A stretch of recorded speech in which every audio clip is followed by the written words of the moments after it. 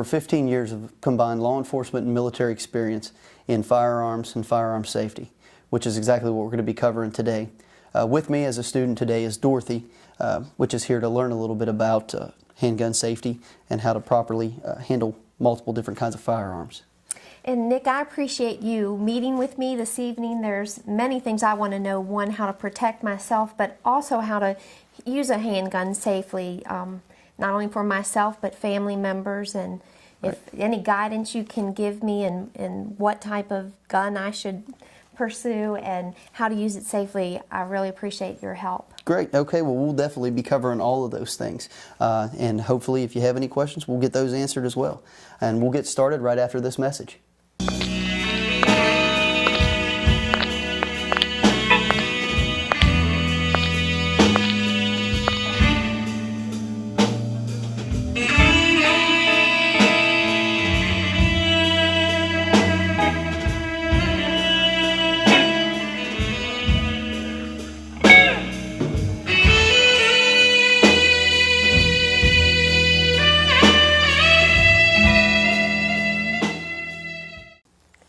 So Nick, where do we begin? I mean, it's so overwhelming. There's so many choices and so many things to consider. How do we get started? Well, I tell you, before we handle any kind of firearms, we're going to cover some basic things that you really need to know so that you can safely put one of these firearms in your hand, because it's really a big responsibility, handling one of these. Yes. There's many things you need to know. To start out with, you always want to make sure when you're handling one, you treat it as if it's loaded, even if it isn't. You want to keep your finger off the trigger until you're ready to actually shoot. Always be aware of what's beyond your target whenever you're shooting, as well as, just making sure at all times you're using every bit of safety, eye protection, hearing protection, all those things, okay? Bringing me back to as far as being aware of what's beyond your target. If you're not at a certified range, you want to make sure that you know you're in an area where there's not going to be people beyond your target, because these bullets, they travel a lot further than what you're shooting at. So make sure there's no houses behind there, nothing like that, okay?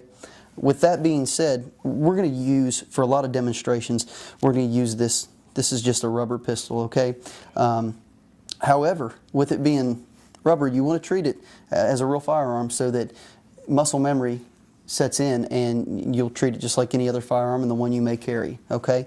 But using this firearm, we'll go over a couple things how to safely hold the firearm, because that's a big thing, is just making sure that your grip's correct, that there's a lot of moving parts on this gun, things that can come back and bite you and catch you if you're not holding it correctly. There's certain grips you want to use. The one that I always recommend, you always want to make sure you got a real firm grip on that firearm, okay?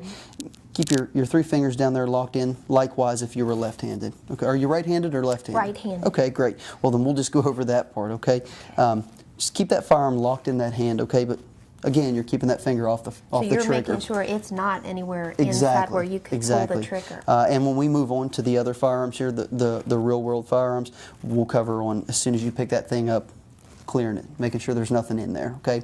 But for demonstration purposes, using this firearm, get your grip on there. You've got your trigger finger out of the trigger guard. A lot of people will rest that in there on the trigger, or they'll lay it right. You don't even want it near there, okay? So you've got that grip. You want to cradle the bottom of the firearm with this other hand. And as silly as this may sound, you want to put these two thumbs in a straight line, almost on top of each other, okay? So you get that comfortable grip. You line those fingers up, and what you're doing is you're using this part of your hand, and you're twisting that firearm to the left. You're using this thumb here, and you're pushing the firearm to the right. And what that does is it gives you a real steady grip. So you're holding on to that firearm real secure, and making sure your thumbs are cleared of this slide, because on a real firearm we'll cover this whole part of the firearm moves. So you want to keep your thumbs down below that. Make sure you have that good grip on the firearm. Your hearing, your eye protection would be in place, and once you've loaded the firearm, you could start dispersing rounds, taking it off safety. On this one here, you've got a decocker mechanism, which we'll cover on a Ruger P95 there, okay? With that being said, We'll move on to the first firearm we're going to handle, which is going to be a Glock 19. Okay, this is a mid-size 9mm Glock. Okay, these are lightweight polymer frames. They're really an agile and great weapon to carry if you're going to be carrying this firearm with you all the time. Now it's mid-sized, and the difference is you've got a little longer barrel, which means it's going to be accurate for a little further distance. Okay, you'll hear a lot of people refer to different slang terms for smaller firearms, such as the small revolver there, this small one we're going to cover in a minute. But this is a great mid-sized firearm to carry. The only downside to carrying a Glock is you've got to train a lot with your firearm that you're going to carry. Glocks do not have safety mechanisms on them, okay? Not at all. No. So once you pick up this firearm, I usually always visually and manually inspect. Stick your finger in there, make sure you don't feel any rounds. Of course, you see that you don't have a mag in there, okay? So with that, you can slide that forward, okay? Now, again, this firearm doesn't have any kind of safety mechanism, so you've really got to be careful handling these. And you always want to carry them in a holster that is going to have some kind of protection over that trigger, because that's a big thing. Okay. Now those, not to interrupt, but with yes. this kind of, that's many times you'll see people, or if they have a concealed carry, might have a gun like that concealed that they're carrying. How do they prevent that firearm from going off accidentally? That goes back to a whole lot of training, and again, it's also covered on what kind of holster you're carrying this in. They have small little mechanisms that go on the side of firearms where you can slide them in your pocket. I per se, this would be not one that I would want to do that with. I would definitely want this in some kind of a Phobos or plastic holster, leather holster that would cover that. And you would practice drawing this weapon, pulling it out of the holster, keeping that finger off of the trigger, keeping it pointed in the safe direction until you're ready to fire it. You know your target, know what's beyond it again. Very important things. You'll hear me go over that with almost every firearm, because that's the most important thing in firearm safety to remember, is know what's beyond your target. Well, I'm curious, and maybe some others are too. You said you noticed there's not a mag loaded. I guess the magazine that holds the bullets? Right, and you'll hear these referred to as many different things. You'll hear them called clips, mags, magazines. There's many slang terms for what people will call these, which we'll go over real quick. A very important thing, and I've seen it in my years of experience, where people will load these mags and they'll load them backwards, okay? They'll go in, but once you actually insert the mag inside of the firearm, lock it in place, and you went to actually rack around, okay, now that locked back because there's no ammo in there, okay? But if so, and you rack that, it wouldn't actually chamber around because it was loaded backwards. You have no protection. You go to fire the gun, it wouldn't do anything. Exactly. So it's very important to familiarize yourself with the firearm, how to use it, and more importantly, how to load it. Another thing, you always want to make sure you use the proper ammunition when you're loading these firearms. I know that sounds silly, but that's a problem you'll see. You may have a .380 caliber, which looks a whole lot like a 9mm caliber, okay? Again, we don't use any real ammunition in a classroom setting, okay? These are all fake munitions used solely for training. And how many rounds would something like this hold? How many bullets can you hold in a gun like that? Well, it depends. They're all different. This here, another reason that a lot of people wants to carry a such as a Glock 19. It's a 9mm, so it's a smaller round, which means you can fit more into a mag. This mag holds 15 rounds, and then you put one in the chamber, which is called carrying a firearm hot. Now again, that is per se a safety mechanism, is if you did not carry a round in the chamber, okay, you would actually have to rack around into the firearm before you shot it. Again, that's going to take a few seconds away, which counts if you're in a serious situation trying to protect yourself or a family member, okay? So back to loading this, you'll always see the mag. Normally on the back, it'll tell you how many rounds you're at so that you know when you're loading this mag, okay? There's a part, it's on a spring mechanism inside, and it always pushes down.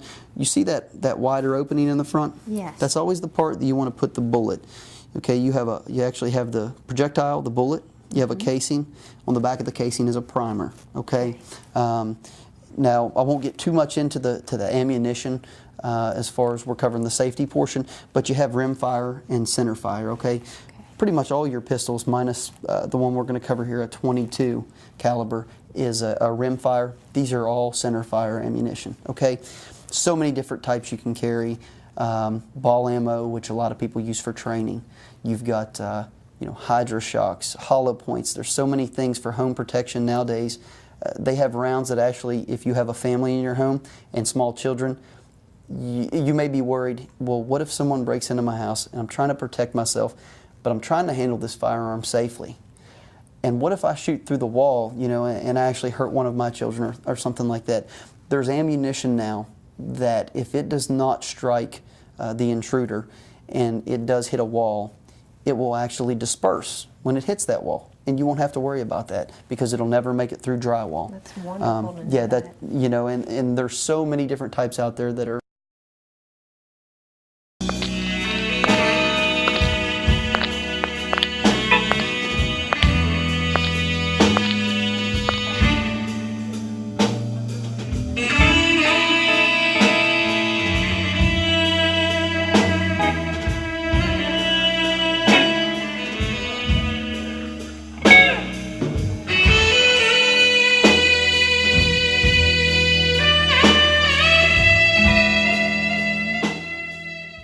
Okay, so we were just talking about different types of ammo, how to protect yourself in the home, and what kind of ammunition you could use to safely protect yourself and your family in the home. What we're going to do now is we've covered this semi-automatic Glock pistol that didn't have a safety on it other than keeping a round out of the chamber. We're going to cover a couple different semi-automatics and different size pistols. Then we're going to cover some double action and single action revolvers and discuss what those are and what that all means to you. Right. Okay, so the next one we're going to handle here, this is a Ruger P95 DC. DC stands for a decocker mechanism, which is a safety feature that Ruger offers on some of their pistols. Okay, again, picking this firearm up, you see there's no mag in there. You want to visually inspect, manually inspect, make sure it's safe. Okay, now you see how the hammer's locked to the rear right now? This decocker mechanism means that you could have a magazine in the bottom of this firearm with a round in the chamber, and you can push that and it decocks the firearm without striking the firing pin. Okay, and then so it won't go off, in other words, unless you pull the trigger. Right, you would have to pull the trigger. Okay. So again, now all that step did was it put you basically where we were at with the Glock. Okay, because now you have a firearm. It has a decocker mechanism. But all that does is put the hammer forward, which means there's a lot more trigger pull when you pull this trigger as compared to once it's already had a round fed through it, or if you would have left this cock to the rear, you can touch that trigger. And if you've ever heard the saying, a hair trigger, Yes. that's how much pressure you can put on that trigger before it goes off. So it's a nice feature because then it takes a lot more pressure to make this firearm actually send a projectile downrange. Also, another feature that they offer, Ruger offers on these firearms, is you see here, you have a small little mechanism on both sides. That's a magazine release, and it's ambidextrous. It's made for right-handed, left-handed. So this firearm, it's very versatile. You could use it, someone that's left-handed could use it, and it would work either way. We'll move on to the smaller firearm we've got here. Now this is a Phoenix Arms 22 long rifle. Very small pistol. Yeah, Okay? it's like a nice size. Right. A lot of people use these small firearms, and I use this one a lot for training because it's a 22. And, I can explain, well, this is a rimfire. As we were talking about different kinds of ammo, this shoots rimfire ammunition, and, it's small. It fits right in your pocket. Not that you'd want to carry it in your pocket without some kind of a pocket holster, which they do make. But this firearm also I use because it's got so many safety features. Phoenix Arms makes this firearm.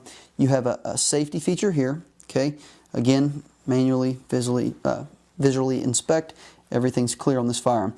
You have a manual safety here, which that actually locks the slide so that it wouldn't move. Okay, you also have a safety feature here which keeps the hammer from moving back. So there's two safety features. The third safety feature, if you notice, we've kept this firearm with the slide lock to the rear and we didn't send it forward as before. With these firearms, they make them so they have to have the mag in the bottom before you can send this forward or you can do anything with this firearm. That's just another safety feature they have, okay? So this pretty much covers our semi-automatics, and as we were talking about on the rubber pistol there, this is the whole part that moves back, and you see how it's moved? That is where it's going to be when the firearm's actually shooting. So you want to keep your fingers clear of that whenever you're shooting the firearm. Okay? Now we'll move on to double action and single action revolvers.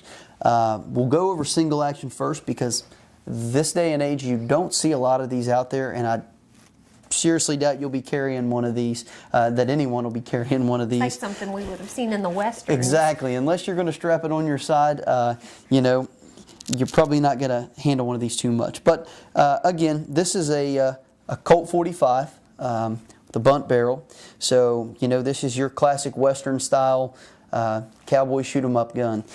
Single action revolver, what that refers to is that you cannot pull this trigger. This is the only gun that you'll see me handle here that I would actually put my finger in here and show you that it's not going to do anything, okay? It's a single action pistol, meaning without the hammer locked to the rear that it's not going to do anything.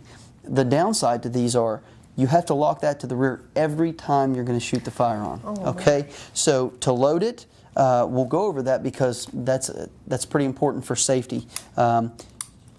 You pull that back to where it just goes to a half cock, okay? And what that does is that frees up the cylinder so you can turn that. Now this small little piece here on the back side of the chamber, it kicks open and that opens it up so that you can drop each round in. You've got to turn it, drop each round in. Once you're done with that, you close that up. Now you can do one of the two things. You can ride that forward, okay? Now your firearm's safe, but it would be loaded. The only way you could shoot this firearm is to cock it all the way back. Now it would be hot. It'd be ready to shoot. If for some reason you decided there was maybe a safety violation down the range, you didn't want to shoot it, and you're worried, well now it's locked to the rear, it's going to fire. What am I going to do? You can lock your thumb on the back side of that. You can ride that trigger forward. Now it's no longer a dangerous weapon, you know, as far as going to go off. You can then open that up, lock that halfway, turn it. Now on these, there's no mechanisms that drops the rounds out. So you've actually got to tilt it back a little, shake it, and each round will fall out. Okay? And that's going to cover a single action pistol. We'll move on to two different types of double actions we have here. This one here, see, this is a Rossi 357 Magnum, okay?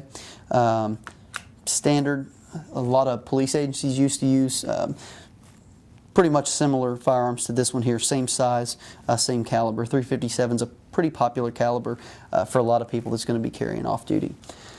So a double action revolver, the dangerous thing about these are, you notice there's no safeties on these revolvers, okay? So again, you're back to like a Glock. You've got to keep your finger off that trigger, of course, as any firearm, but really important because that's how it's going to go off. Now the difference is you can pull that trigger right now and you can shoot every round in here. Just keep pulling the trigger. The only thing you can do, double action, it refers to the fact that if you cock that to the rear, now you see how far it pulled that trigger in? It did. It went way back. Right, and that's because now it's so easy to shoot. Again, a hair trigger, you could barely put pressure on that trigger and it's going to go off. But you would have to do that every time if you wanted that really light trigger pull, which isn't the most important thing if you were in a situation where you were really worried about your safety or families. You were asking me earlier about what firearm would probably be the safest for me to carry. I can't say that any is safer than another, but I can tell you that in my experience, a double action revolver is great to carry off duty, or to carry in a self-protection mode, simply because there's not a whole lot that can go wrong with this firearm. It's got so many less moving parts than a semi-automatic pistol. You can have double feeds, you can have stovepipes, we'll cover a couple of those real quick. But with this firearm, if you're carrying this, and you're in a situation that's very stressful and you may not train as much as you need to with your firearm, you can just keep pulling this trigger, and the worst thing that's going to happen is you may have a round that doesn't expend, which is very seldom. You know, depends on what kind of ammo you're carrying and you know, things like that, but that's the worst thing that's going to happen. And if it doesn't expend, just pull the trigger again and you're going to shoot the next round. With a semi-automatic, there's a lot of little things you can get into that may not go right. Okay? Real quick, as I said, stovepipe there, I seen you look at me like, well, what's that mean? And I'm going to set one up in this Glock 19 here, and I'm going to show you exactly what that is. Now, to simulate it, I'm going to drop a round in there. I'm going to insert the mag. I'm going to release it. Now, so that gun's ready to fire. There's one in the chamber, right? Well, no. What we did there was we simulated that if you were shooting this firearm and all of a sudden it doesn't shoot, and you see this slide locked partially to the rear, but you know that you didn't lock it to the rear with the locking mechanism, you would visually inspect that. And when you look in there, what do you see? Well, you see a bullet. And you see one still in there, right? Yeah. Now it can't come out, it can't eject because this other one misfed, and it's forcing that other round in there. So if your firearm had a safety, at this point you would want to automatically put it on safety. You want to lock that to the rear using the slide lock mechanism right here. All your firearms are going to have them. They may look a little different, but all your semi-automatics are going to have those, okay? So you would lock that to the rear, keeping the firearm pointed in the safe direction, keeping your finger off the trigger. You would want to drop that mag. You would want to tip that firearm up, and just like that fell out in my hand, that's what's going to happen. So now you know this firearm's clear. You would want to visually inspect, physically inspect.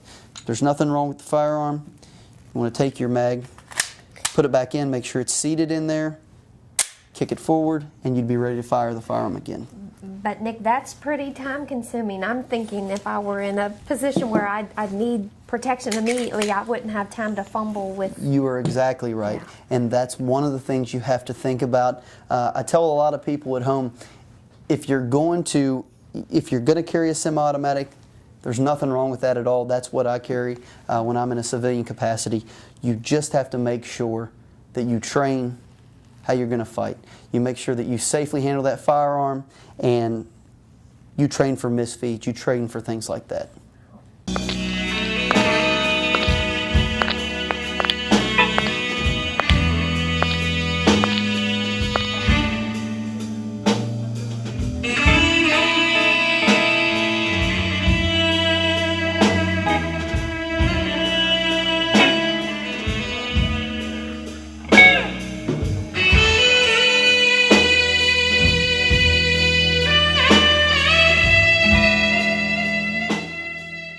All right, so we're back. Dorothy, we covered misfeeds. There's only about one other thing we're going to cover, all right? And that is, if you're shooting this firearm, again, we're covering semi-automatics, some problems you may have with a semi-automatic.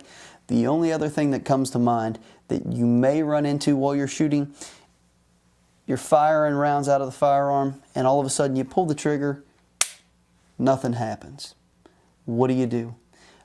If you're not in a stressful situation, you'll have some time to think about this. If you are, you have to think fast, okay? You always, in a training capacity, keep your finger off the trigger at that time. If it has a safety, put it on safety. Keep it pointed down range. Don't point it at anyone or anyone on the firing line. Keep your finger off that trigger. You want to tap the bottom of that mag, keeping it pointed down range. Count to about 30 in your head, okay? The reason you're doing that round in there, it may have a delayed primer. Maybe the powder got wet over the years of storage in storage, you know, if the ammunition was old. So you leave it pointed downrange, about 30 seconds, nothing happens. You want to go ahead and tap the bottom of that mag again, make sure it's in there. It's called racking of rounds, the slang term. Pull that back and release it. That round that's in the chamber is going to kick out. So it's gone now. You've got a fresh one in there, and you're ready to get back up on target and start shooting again. Okay? So I know we've covered a whole lot in a little bit of time, and I'm sure you're a little overwhelmed. You've got a lot of questions.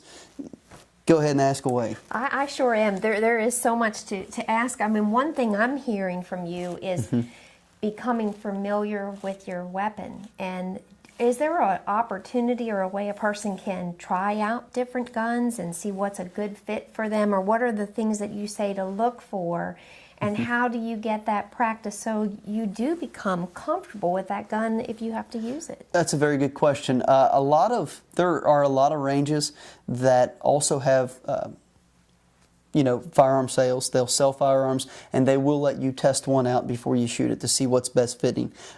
Things I can tell you when you go to pick one out, look at things such as the firearm size as compared to your stature, your hands. Get a firearm that fits good in your hand. If you've got small hands, get a firearm that feels comfortable. You don't want a really large frame firearm if it just feels too big and bulky. So that's one thing you want to look at. Make sure you get a caliber you're comfortable with, that you're not going to be scared of shooting. And when I say that, you don't want something with a whole lot of power. If you're a smaller frame person, it might have too much power for you. But you want something that's going to have the stopping power. Okay, so that's just a couple things to look at: size of the firearm, the best versatility of the firearm. What's going to be best for me. And you don't always want to go with the cheapest thing, because it's not always the best. You've heard the saying, you get what you pay for, and it's definitely true when you're dealing with firearms. There's a lot of companies that make them. You want to go with a well reputable company that makes something that you have a lot of people that says, hey, that's a really good gun. That's a good point. I guess the other question I would have too, are there people you would say should not have a handgun? I mean, there's so many home invasions and different things to protect yourself, or do you recommend that people get a concealed carry?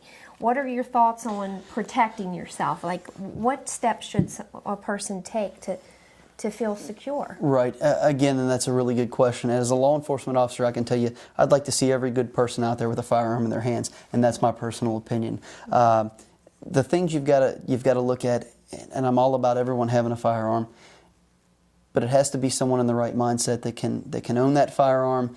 And if you've got an elderly person, you've got to make sure their awareness is where it needs to be if they're going to have a firearm in the home. Again, like I told you at the beginning of this, it's a big responsibility having one of these in your hands, and you've got to think about that whenever you go purchase one and you get your concealed carry to carry it.